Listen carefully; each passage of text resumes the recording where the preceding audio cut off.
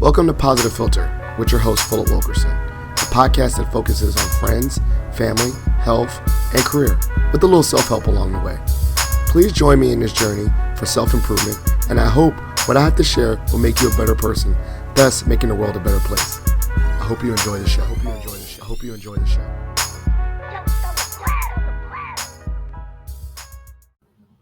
Hello, ladies and gentlemen, boys and girls and people. It's Philip Wilkerson back with another episode of Positive Philter.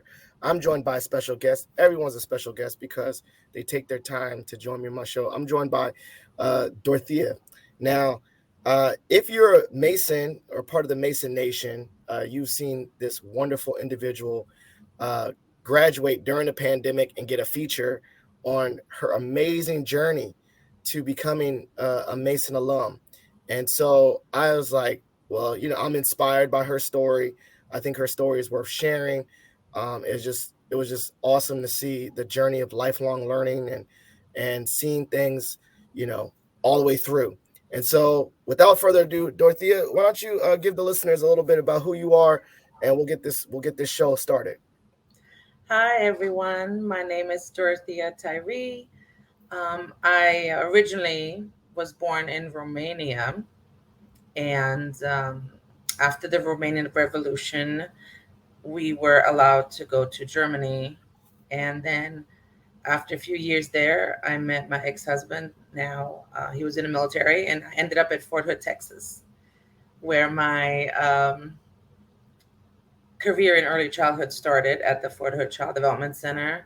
My daughter was born there. I also did home daycare.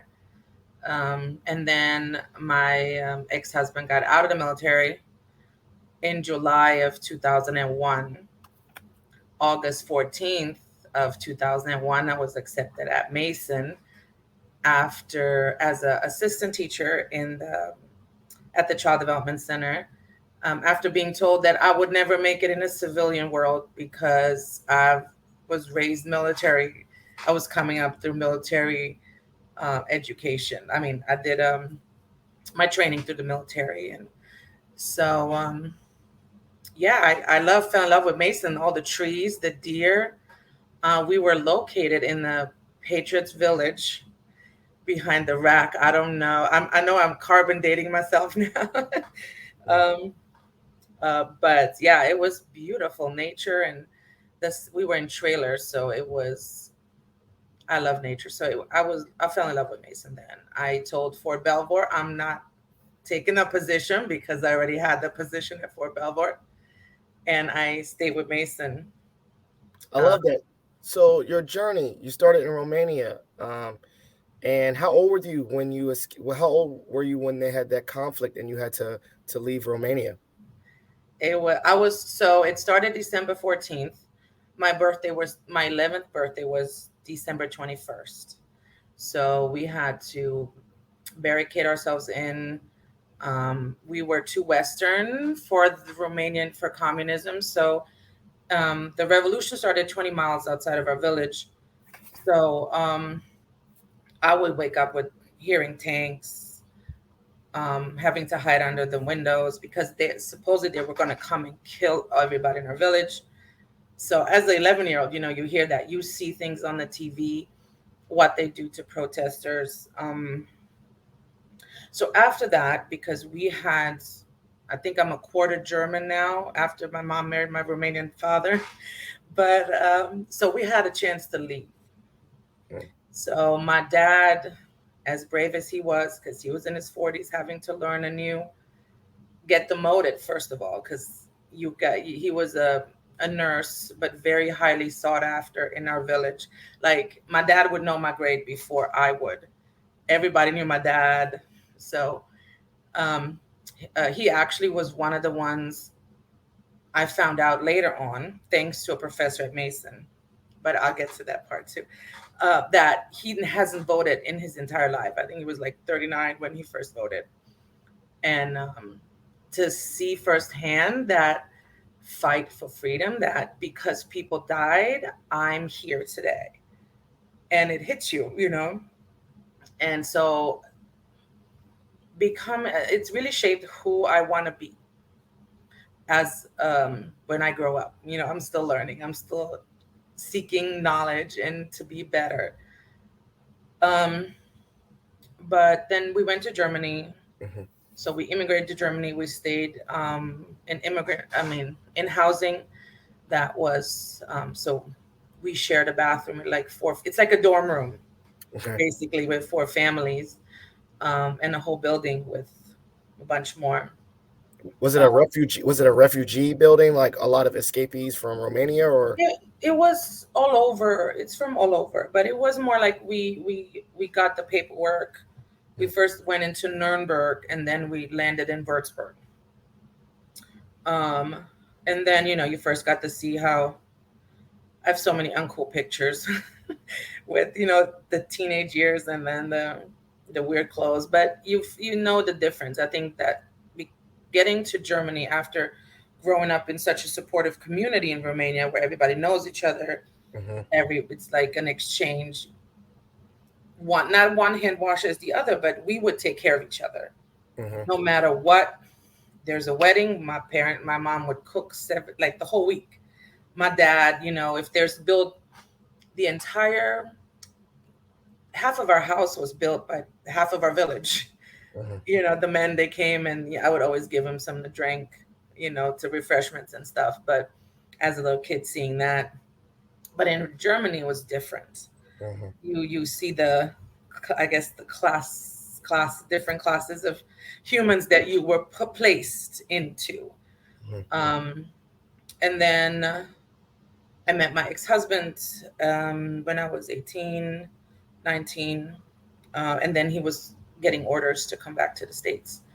So we decided to get married because we didn't want to be apart.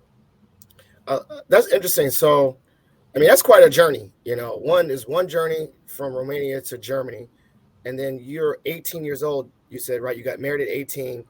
What was your thoughts? What was the discussion like with your family when you said, "I'm going to America"? Did they say, "Go ahead and go," or Mhm. they're like, "No, don't go," or like, we're not going to see you again"? Or I mean, I know you see, I mean, like, how was it? That's a quite a journey to go from Germany to America.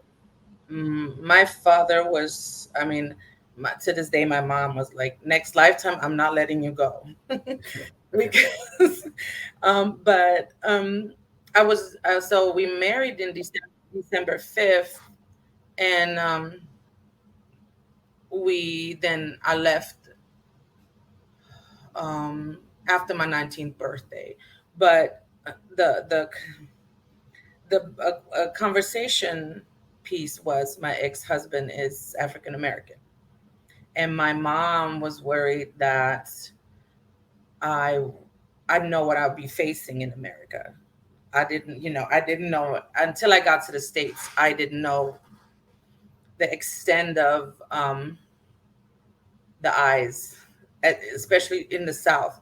When we drove from Virginia to Texas, I realized it, and even then, I'm like, no, like Hmm. it's unbelievable to me that this. So I started to learn a little bit about what was going on in America with slavery, and Hmm. I was, I mean, Germany had stories of Hitler and Hmm. Romania of communism, but slavery is It's wow. different. So It's different. different. It's Yeah. different, and it's a trauma that continues. Whether it's in prison now, and as I'm learning, how the 13th Amendment has been put together. It's just keep keeping the eyes open to other people's experience that I'm Right. not part of. I'm like, I have a clips of a snippet of those 14 days where waking up to gunfire, hiding, being afraid, that I'm still grasping right now to this day. I can't imagine a lifetime. Mm. As a parent, I can't imagine having to have that conversation. So both of my kids now living in being mixed, you know, of these two cultures, they which one are you? So that's a totally different conversation too, Mm. because you have. So they're finding their way, and they're um, experiencing this too. Like, um, so I told my when Trump became president. I don't know if I can say this, but when Trump became president, my daughter asked, or my son, they were young. They asked me about, are they gonna get hurt? Yeah. And I was like, oh my gosh, I gotta cover my kids under a window like my dad did me. So In I'll Romania. have flashbacks too. Yeah. So it was, to hear them ask me that, and then me feeling those emotions that came up again Yeah. because of what I've been through. So yeah, then yeah, so that was. So what I'm hearing is that maybe you the experience, the outside looking in, you Yeah. know, you weren't at 19, you weren't aware of the systemic issues that America had. Maybe it just wasn't taught in Germany, or it's a Mhm. history thing. Like maybe like me learning new things about Romania. I don't know about the struggles that happened in Romania. And so Mhm. then you're placed in another country. And if I was like dropped in Romania, I would learn about the context and the history and the struggles that they had. But you were dropped in and had this layer of being in Texas, married to a black man, and learning the new culture of America, just being immersed in it. Mhm. Um, so what was it like at Fort Hood? Was that like a culture shock as well? It was. We lived in Copper's Cove, right off base, Hmm. which was cool. I found out later that RG3 lived Yeah. there too. I'm like, oh my gosh, did I run into him at the store? It was very quiet. We had military living all around us. Um, I loved it. My daughter was, except the time when I was pregnant and they left me outside for an hour with my groceries because my ex-husband had to go to the field, and they weren't doing anything, and I was like 8 months pregnant, and they wouldn't let him come home. So they're like, well, the commander's wife came and helped me out to wash my clean and go grocery shopping, but they left me in the heat for an hour. So that was interesting. But yeah, I loved the Fort Hood Child Development Center. Was amazing. I learned a lot. Um, we had we were right across from where they would do the um, see, I forgot what that's called, the in the morning when Yeah. they raise the flag. When they played the taps, like dun, dun, dun, dun, dun, Taps, dun. correct, Yeah, taps. I'm a military brat, so I know a little bit about, yeah. And then in the afternoon, when they Mhm. would bring it down, but the kids would be scared because they would let a cannon Cannons. off. Yeah, cannons So off. we Yeah. were on a playground, but it was a close knit community. The families that take care of one another, the women especially. I had a very close friend there, who I lost touch now, but um, it was good. We only stayed there until '98 to 2001. And that's the So journey. So 98 to 2001, that's the journey of coming to Mason. yes, yes, and I think a big factor of even starting at Mason was, I think, that person that said, "Nope, you can't make it in the civilian world," Oh, because yeah, please. Yeah, I mean, don't say, obviously we say don't say names, but like, I don't know who that was. oh, you Like, didn't know? Okay, yeah. How did this work? Like, yeah. So I you can't. remember the sense. I think it was a recruiter, or however. I remember my interview though. For I was outside a bingo hall, and in the car having my phone interview with the director at the time, at the Child Development Center, which I always laugh about it. But then when we got here, I had a face to face. So I think in July, but then quickly got hired August 14th.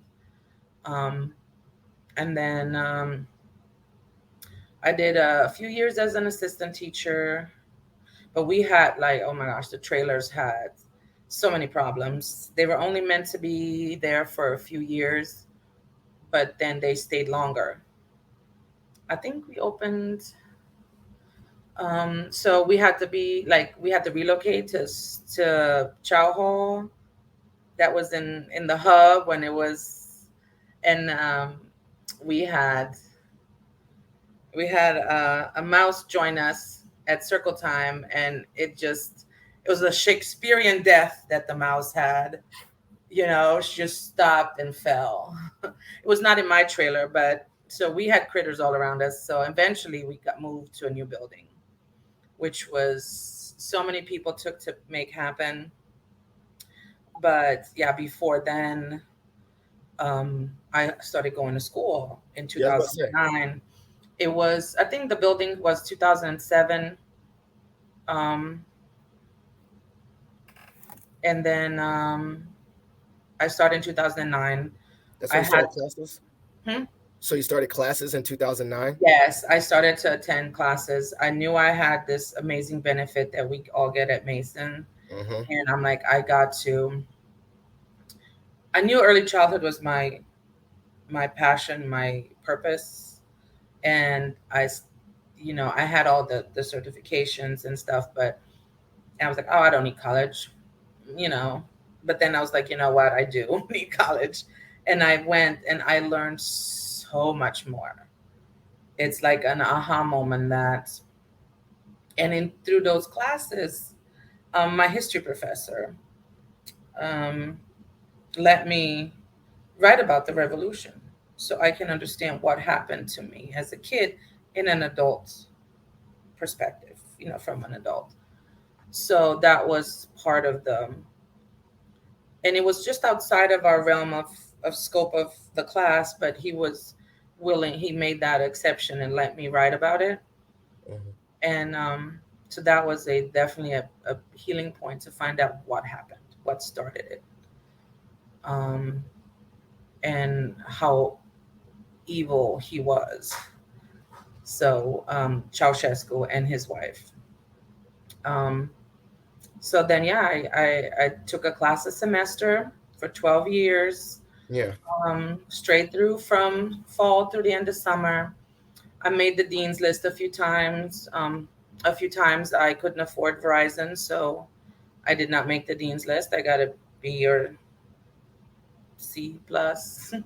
So we had to go to the library. I took my kids and went to, that was after my divorce in 2013, that it became a little bit more difficult to go to school, to manage. I had to get a second job at Eagle Bank Arena Yeah. to make ends meet. Since I'm at Mason anyway, why not?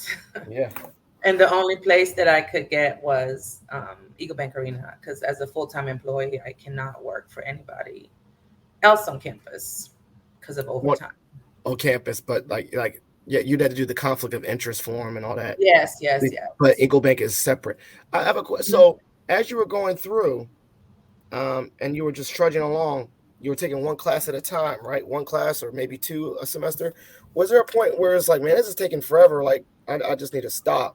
Yeah. Or you had a point like, like you said, 12 years, like the 6 year mark, like this, I'm not doing it. I'm done. And if you were about to be done, what was something that reignited you to, kind of keep going? There were two things that I was struggling with. There's for the part that you were talking about, it came and it went. Like, oh, this is taking forever. But then I got excited about the class. So Hmm. I'll try to focus more on like the smaller bits, not so much in the future. Yeah. It's like, when a new movie comes out, sometimes like, oh my gosh, I hope I'm going to make it so I can see this movie. I was doing the same thing. I hope I'm going to make it so I can have this diploma that I'm looking at right now. I can hang it up. Hmm. and and then to my age, I am 44 now, and our assistant director at the time, who was a year younger than me, and she already had completed her master's. And so I would kick myself every time, knowing that I could have been where she was. And one thing that people that know me say, I'm way too hard on myself. And I think that's from having to go through all these things, and just then it just became automatic. You can't, in Romania as a woman, oof, you can't give your opinion. You got to be quiet. As a kid, especially, you don't matter. You do what I say when I say. So now, as an adult, reflecting, meditating.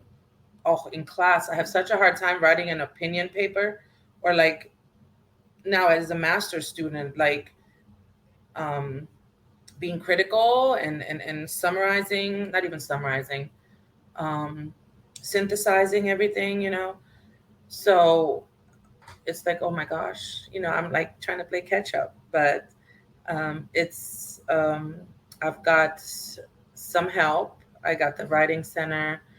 I am I'm receiving counseling to help me with just my past, but Mm-hmm. also to help me create these new behaviors, Mm-hmm. to learn to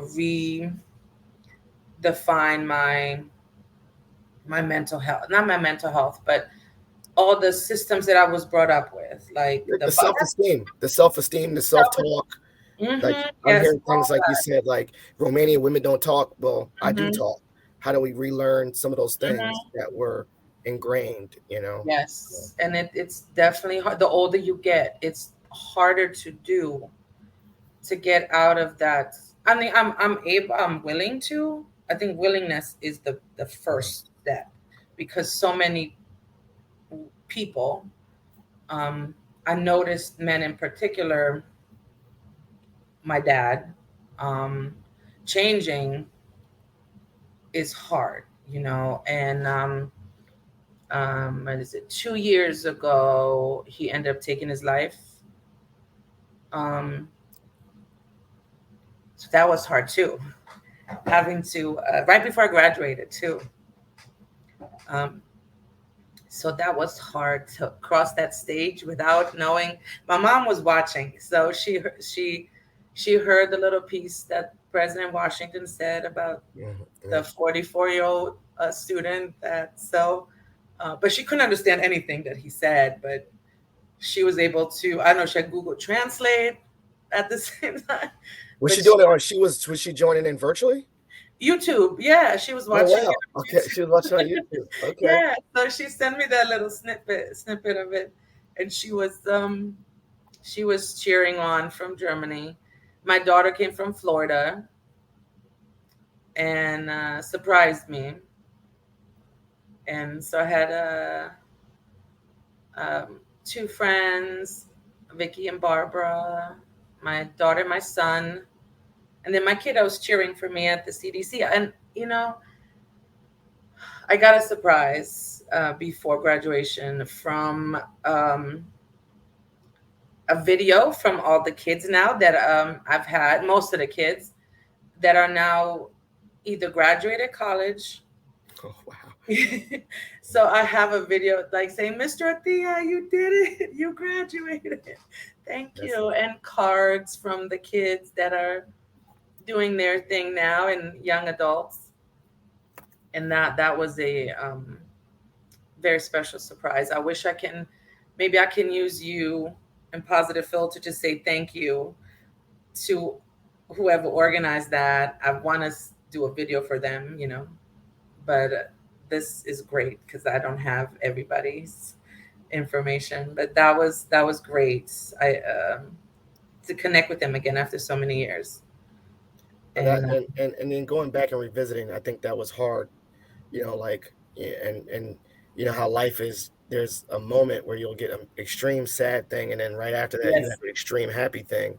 And so, yes, I just want to say I'm sorry for the loss of your father, but that mm, must have been a mixture of emotions, a roller coaster of emotions to experience, such loss, and then boom, you had such a celebratory moment, like a hmm 12-year celebratory moment, something that you worked very hard for. So that must have been yeah. very It's difficult. yeah. I'm still going through them, like feeling things when you're not allowed to feel and talk, express yourself is difficult. Like, and Mm, the longer you do it, the harder it is to rewind. Like any behavior, when like with mhm, children, Um, if it's not addressed at a young age and started to scaffold and these behaviors to self-regulation, um, working cooperatively, talking, using their expressive language to say, hey, I'm using it, or start Mhm. at the early age. That's intrinsic motivation, that self, or yeah, when you feel proud, Yeah. like sometimes I catch myself telling somebody, I'm so proud of you. And so now I switch it to when I say, you must be so proud of yourself. I'm so happy for you That's to serious. That's deep. that, so that the kids at this young age get that positive self-talk. It's like, I did it. Nah, and and that's just, I learned that recently. Like I go, I follow people on Facebook, early childhood, Yeah. um, my leadership classes, talking to great people at Mason, that have that are in leadership positions, to hear their stories. I was part of, before I graduated, the last class I had, I was nominated to take part in a presidential leadership cohort with Mm-hmm. Dr. Washington and Dr. Nicole Washington, and that was also like getting all these people that have all these different experiences together, and that was amazing. So I want to do a lot more of that. I want to learn so bad. Like, if I don't learn, I'm like, it's hard. Learning is your healing, or learning is Yes, yeah. service is my healing too, because after my divorce, all I did was give. And Yeah. that is like a two-edged sword, because my it, I heal by giving, but then I don't give to me. And that's the Yeah. double-edged sword, because it drains you. Yeah. And it's to see somebody smile, like really, really smile, it has such a powerful, you know, Yeah. when you're miserable, knowing that you have an effect like that, that you take that feeling away from them, Yeah. Yeah, I is agree with that. But the here thing, I think the thing I'm learning, and this is something that you just taught me just now, is that we got to kind of reverse that and say, like, if I give to others, I need to give to myself. That's not selfish. That helps you. And then I think the intrinsic thing. I mean, honest with you, you know, I do feel like often I'm chasing external reward. I don't think I often say, I'm really proud of myself. I think I try to chase for like, I send an award or I get an award and I'm chasing someone else to say, Philip, way to go. I'm proud of you. And like I think I even recently was just trying to get external validation so much. And I think these are things that I wish I could have got earlier when I was a kid, was more like, did I do it? Did I do a job well done to get a pat on the back from someone else? Or did I do it because I want to be proud of myself? And I think because what happens is there's going to be spaces where you do things and no one cares.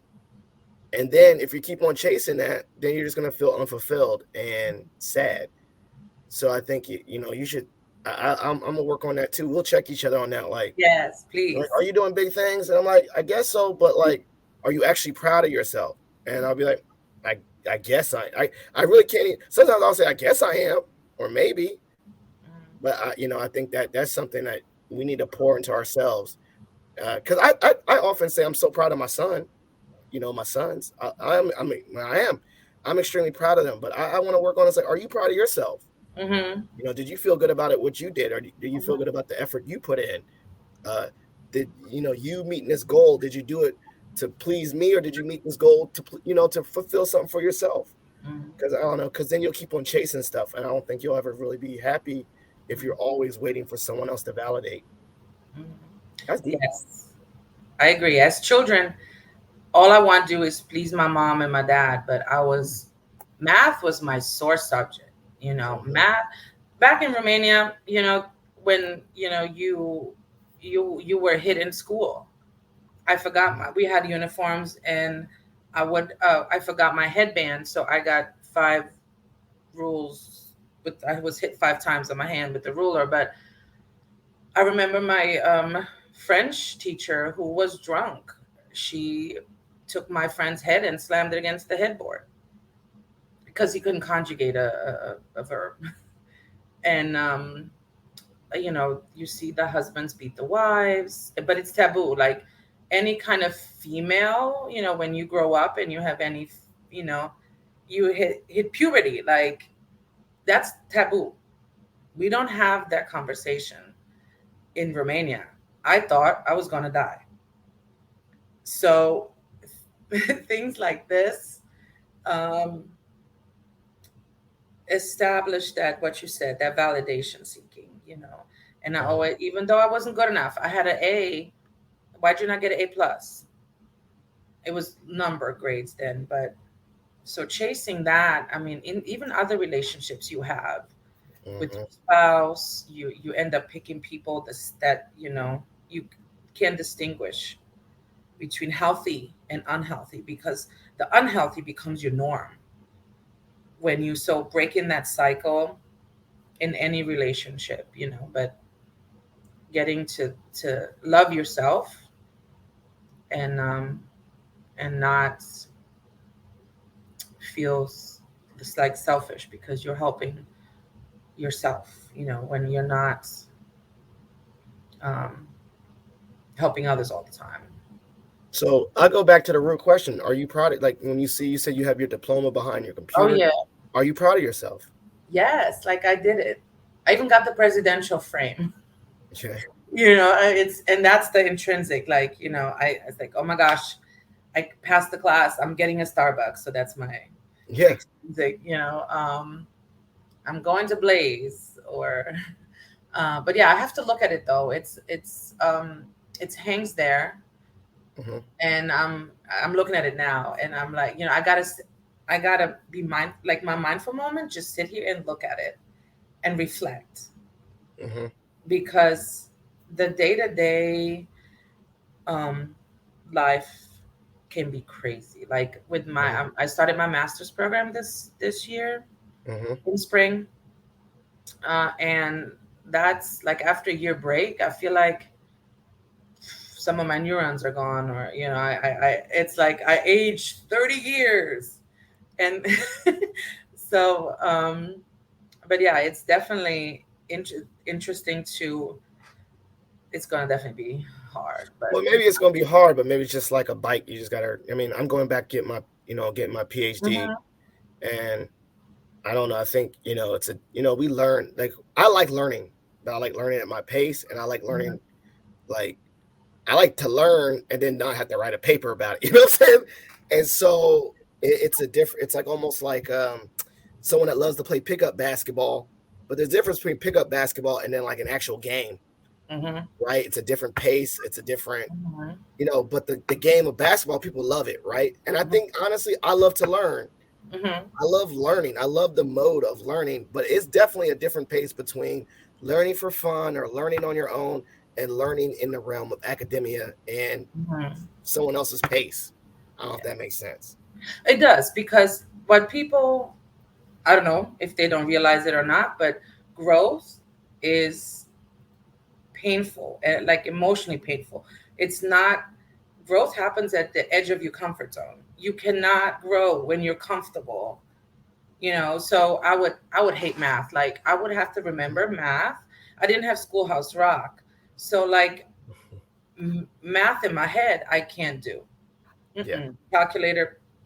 But so that was a fear. I didn't take my math class till like later in my class, and so Yeah. I took the lowest.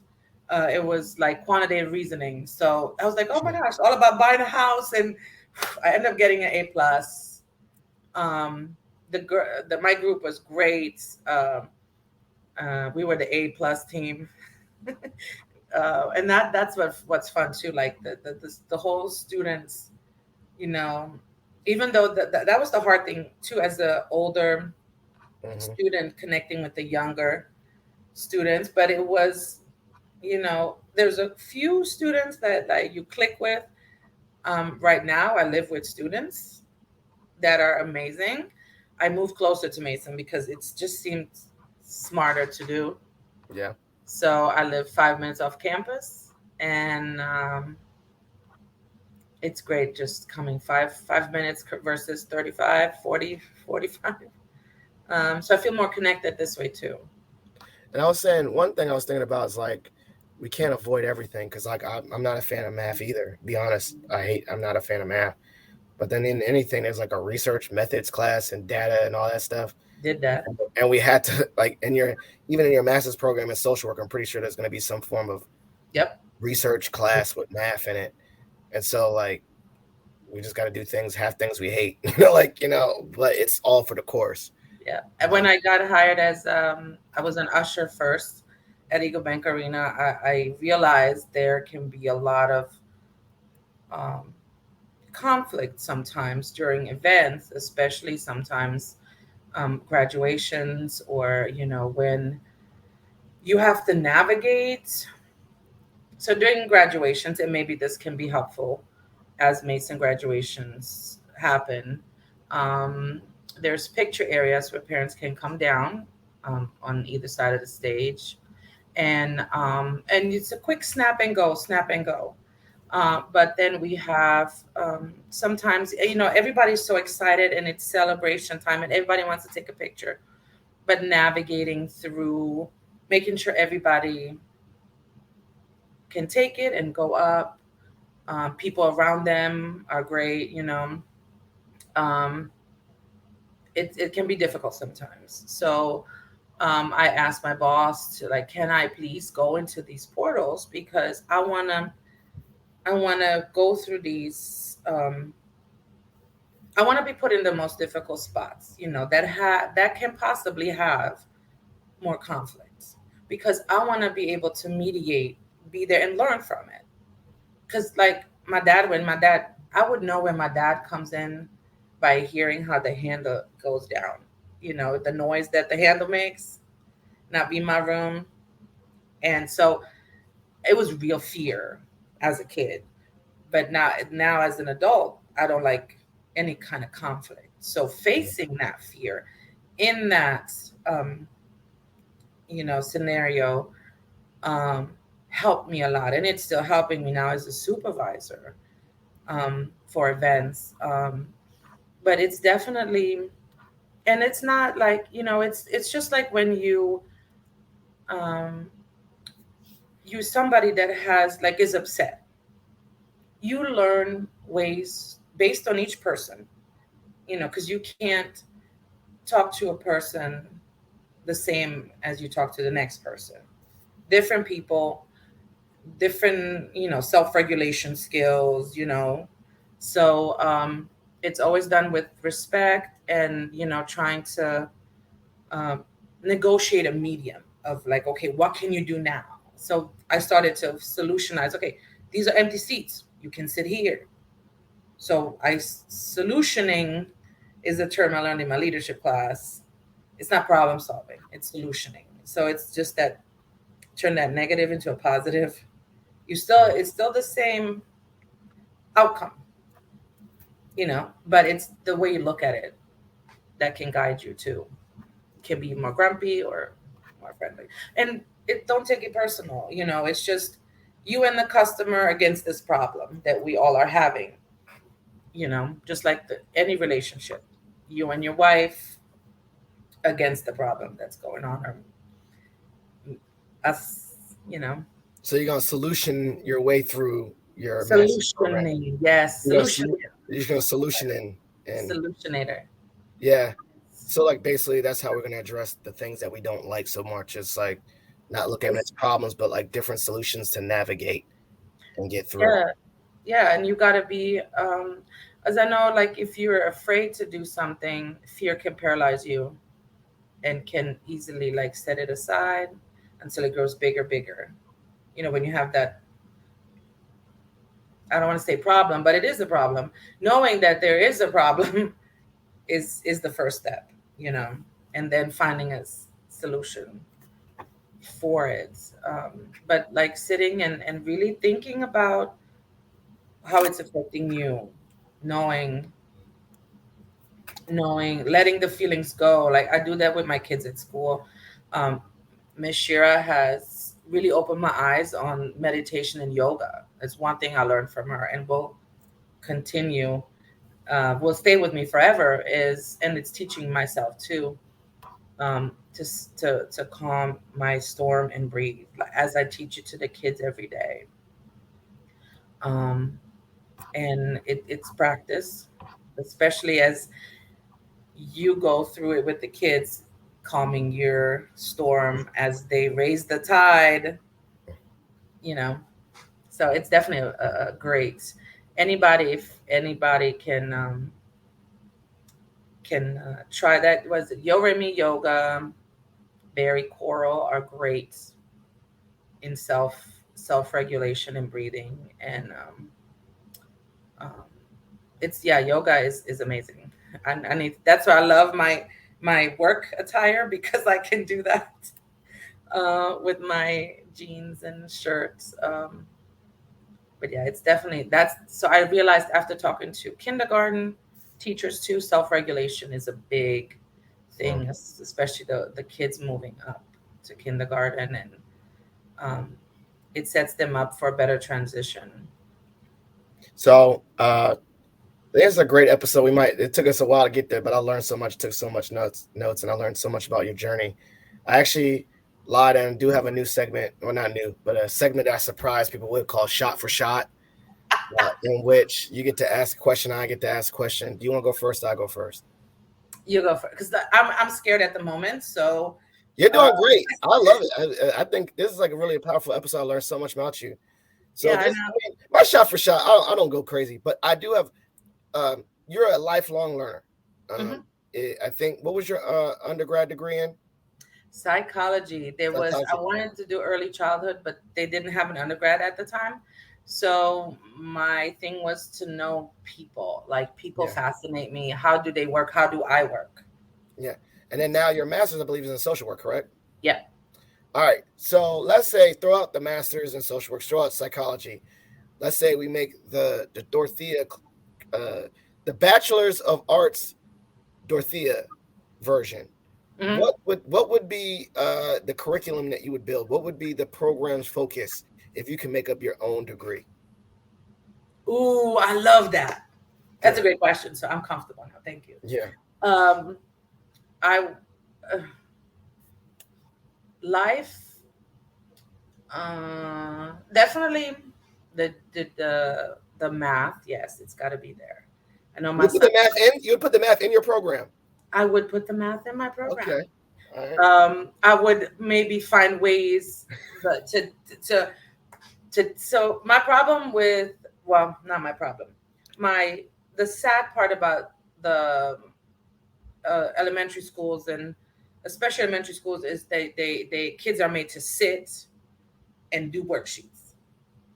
The hands-on thing, that's how I learned. Even at 44, I learned hands-on, manipulate Legos and do fractions that way. Or, and they might be doing that now, but I haven't been in a, Yeah. I've been 22 years in early childhood, so I really can't say.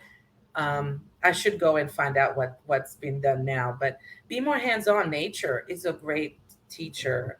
Um, I would definitely make it based on each person. Mm, Um, make it and that I wanted to start a nonprofit called Lifespan Advocacy. But there's so many nonprofits already there that, but the solution to humanity's difficulties and problems is lifespan. The focusing at the lifespan to finding solutions, rather than band-aiding the problems with policies or money. I always ask God, God, I want $1 million because I need to buy a house, but God gives me people. So, oh, uh, I've had so many connections through, just, by being part of 9/11 Day of Service Committee, just by being part of Mason. Like, you meet so many people Yeah. and you connect with them. And this is I know you can't see it, but this is my business card jar that Mhm. I keep in case, things happen. Cause I love to connect people to resources or, Yeah. and great. So yeah, I do have something to shout out to at the end.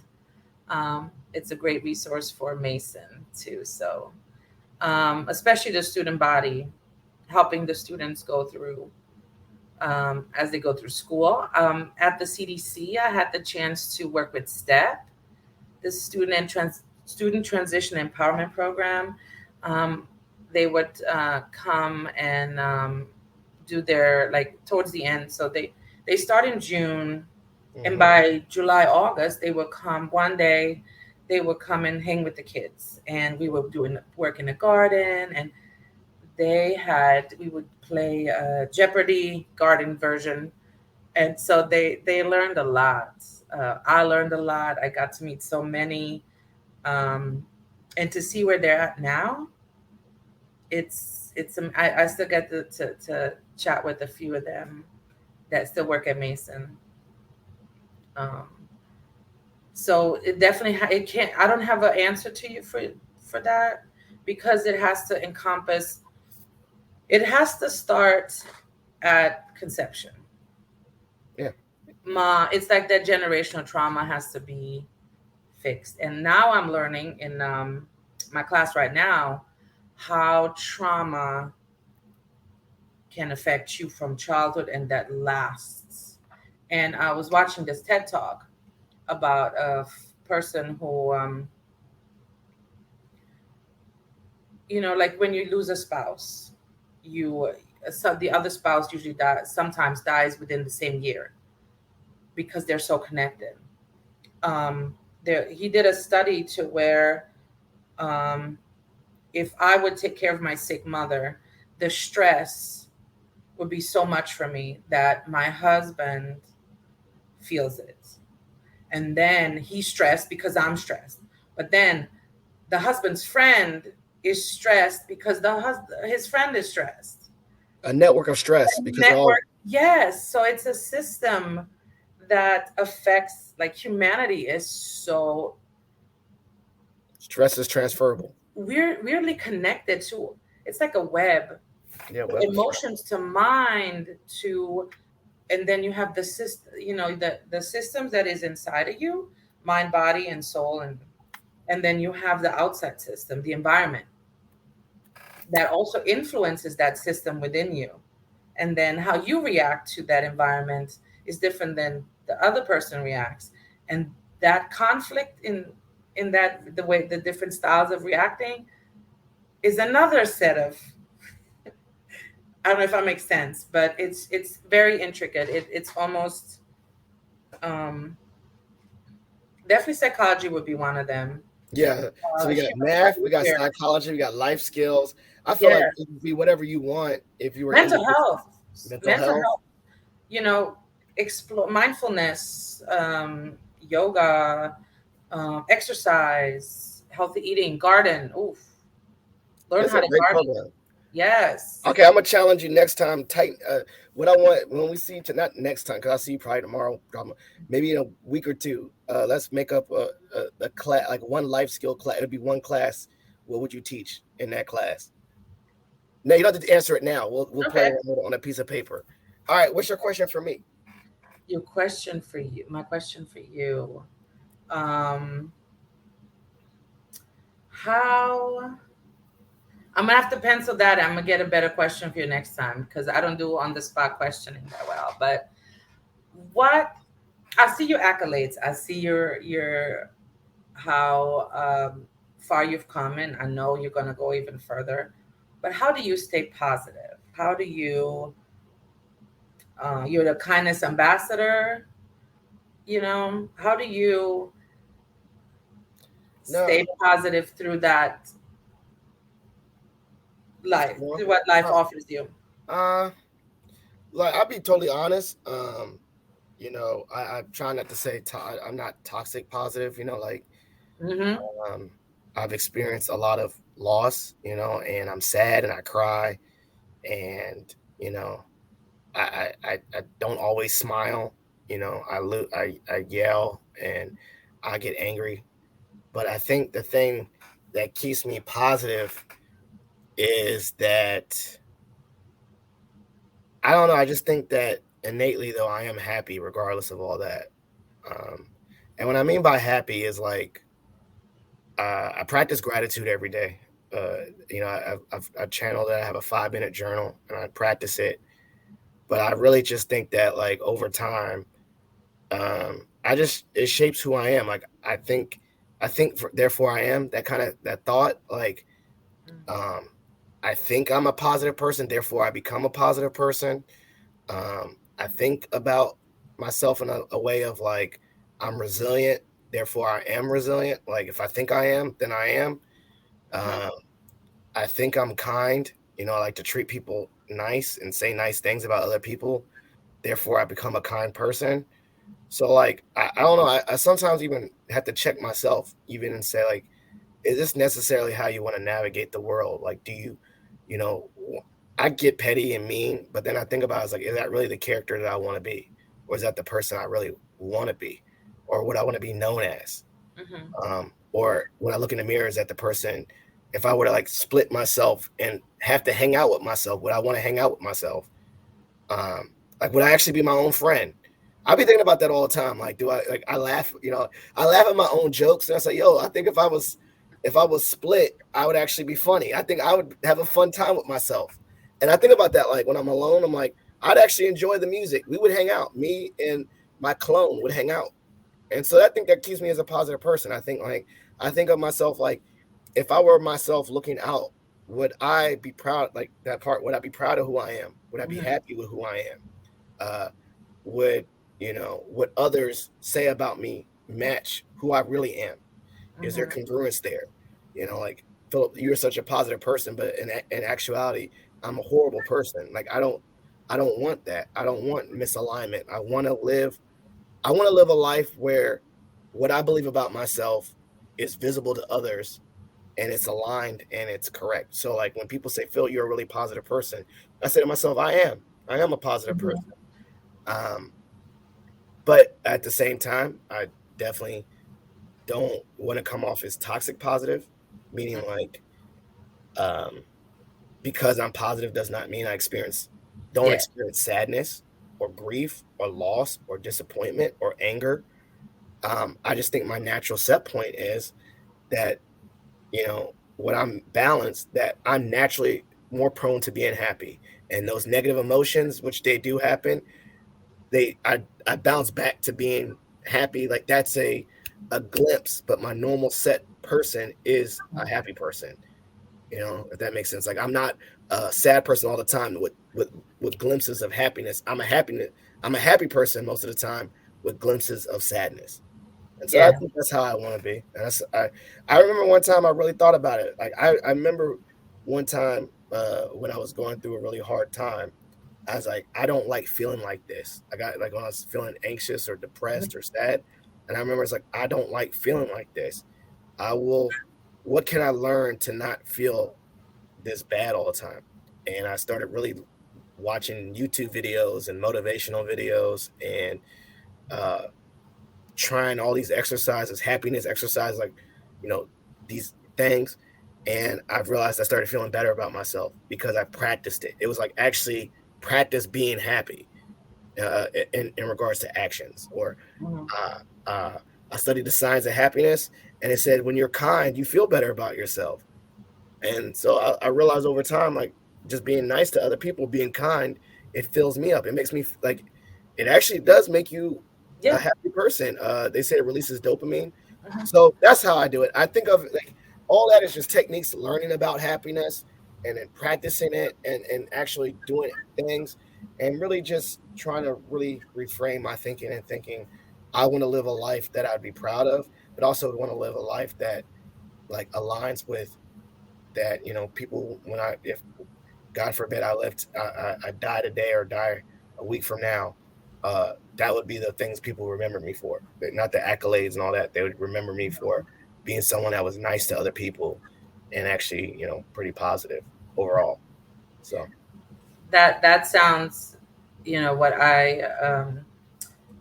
I strive to be ethical, honest, values in my personal life and professional life, any kind of life, the whole life. I've heard people that are talk about people in office. Like, I don't care about what they are in their personal life, but in their office life is what matters. I'm like, I would say no. You have to be that person, especially in an office. You hold an office, that is, you're serving. It's a service that you're service of the people, and to not be um, altruistic or kind, but what we are trying to achieve. You can't be two different people. You can't. So, but yeah, I definitely want to um, learn from you, because reframing my mindset is so hard. It's like trying, like going from a stick, driving a stick to an automatic, like a Yeah, Ford. I'm driving a Ford, but I think at some point Ford had a stick engine, but an automatic. So there's a chip in the middle that makes that translation. yeah, And that's why I had to get rid of my old Ford, because they don't do it anymore. So I feel like that's how I would describe life later, as you try to reframe yeah, your mindset. You have this old mindset, which is the stick engine, the stick shift engine, but you are your body, and you're going to school, and then it's automatic. So now, how do you make that translation? yeah. It's a work in progress. I Yeah. don't know. Like I said, I ain't got it always figured out, and I think like I do the same thing as you. Is that I read, I look at other people and how they done it, and that's why I have this podcast. I learn from people's journeys, and I don't know. I think just over time, I think I've become I grow every day, but I'm not there yet. Whatever there is no final destination. There is no No. uh oh, I'm happy and that's it. It's a lifelong process that has no end, and it's day by day. And I do reflect every day, and I say sometimes I'm like, man, you know what? Today was just a good day, and that's all I can take. I'm gonna take a W for today. And then there's another day where I was like, this day was not a dub. This was a horrible day. I'll go to sleep and wake up, and I got another chance, and then I tomorrow could be a W, and that's how I live too. Like each day could be a new day with either it could be a dub, a win, or it could be a loss, but that's okay. You just wins and loss every day. Um, but this is great. This is a great podcast. I'm glad we finally got on the books. I know. We did it. We did it. I was not letting you get off the hook. I was inspired, but I remember. Well, first, I think I remember when I first met you. Besides the CDC, I met you at a lead conference or something, Yes, leadership yes. class. And then Aaron, we know Aaron. Yeah, and then my son is at CDC, and it just was connected, and then just being so proud of you. And I was at that graduation when you I walked know. across I the stage. remember I you. was helping out. I don't know, volunteering. And I said, "Wow, you're here." So yeah. And then you walked, and then the president called you out, and I was like, "Wow, that's crazy." And then right after that, you got that whole story, and I was like, "Wow, like I didn't know this whole thing." Like I learned so much about you in that time too. So I'm just so glad that we finally got to share your journey and share your story. I'm excited to share that with the world, and I would say I know you. We already claimed that you're proud of yourself, but I'm proud of you as I well. am. Um, and so this is the part of the show as we land it and we finish off. Shout outs and plugs. Show love to anyone you want to show love to, and then plugs. These are the resources that you want people to be aware of. Oh man, I love Mason. I love. I appreciate Dr. Gretzela McCarran and the leadership departments, the psych departments. Um, who else? The Child Development Center, of course. I grew up there. I feel like, in a way. Um, and the lead office, did I say that already? Lisa Snyder, I got to do amazing work with her. The So anybody that wants to go, the lead office has a retreat. I don't know if they still go to Maryland because of COVID, but the leadership retreat where students can go to and partake in leadership exercises. I learned so much. The Bishop Claggett Center, that was, I'll have to tell you the story about that later. But Incarcerated Lives Matter, they are a nonprofit that actually give out food in Alexandria, free food. So I would set up a meeting with the Patriot Pantry to drop off some of that food in the pantry, but it's bulky food, so the pantry doesn't have enough space. So we're trying to figure out how to get students out to Alexandria to get free food. Um, and that's amazing. 29 Diner, we did so much with them. Um, I do want to shout out to Brian's Grill. That was my cheers, and now it's not there anymore. That was hard, Yeah. um, especially with him passing now. But yeah, Mason, um, my children who inspire me still to this day. Um, my daughter went to Florida. She works at Disney World and how she's navigating that. And my son is graduating at Eagle Bank Arena June 10th. I'm keeping my fingers crossed.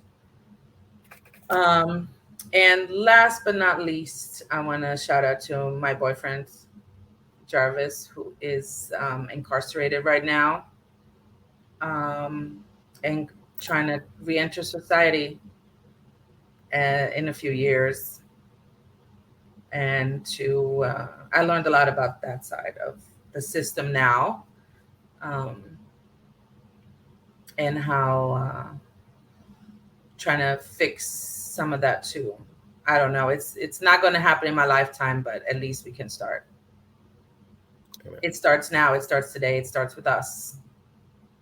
Excellent. So. And then if you're comfortable, how would people reach you if you're comfortable? Oh, yes. You can find me. My email is dtyree@gmu.edu. On Facebook, I'm Dorothea Abba Daniels. And Abba is a name that I got in my African dance class. I kept it. It's a Ghanaian soul name. I don't remember my Instagram one, but that's all right. Yeah. Email is there you go. Carbon dating myself again. Yeah. But yeah. Or you might see me walking around campus with the kiddos. There it is. I'm the lady that walks the kids. There it is. As some students said. And to you, Phil, don't let me forget you. Thank you. Yeah. Thank you so much for getting me out of my comfort zone. Talking about me is hard because, again, I'm hard on myself. I'm like, I don't. You did it. You did it. You did it twice. You gave me value that I don't see sometimes. That I matter. My story matters, and it's hard when you don't see that. So. Your story does matter 100%, and I'm going to share the article and the story of resilience. And I'm just happy to give you an opportunity to share your story, and this made me very happy. For those Positive Filter listeners, please share this episode with a family member or friend. As you know, every episode is dedicated to the memory of my late father-in-law, Jeff Kirsch. So in his honor, I put in every show note of every episode the Jeff Kirsch Anti-Hunger Fund. It's a scholarship that's in his honor to honor those that are doing advocacy work for anti-hunger. And so that's just my way of paying respect to him. Please give this episode a rating or review on Apple or Spotify. Please share it. Please continue to support Positive Filter and all the guests that I've had on this show. And so thank you so much for listening, and we're out. Thank you for listening to Positive Filter, a podcast that focuses on family, friends, career, with a little self-help along the way.